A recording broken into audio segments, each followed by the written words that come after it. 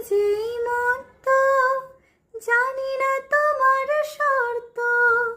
আমি তো নিজেই মত্ত, জানি না তোমার শর্ত।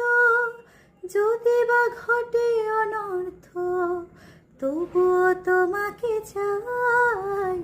হয়তো তোমার জন্য হয়েছি প্রেমে যে বন্য, জানি তুমি অনন্য। আশার হাত বাড়াই, যদি কখনোই কানতে, চেয়েছি তোমায় জানতে।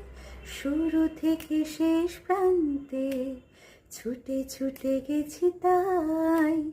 আহা।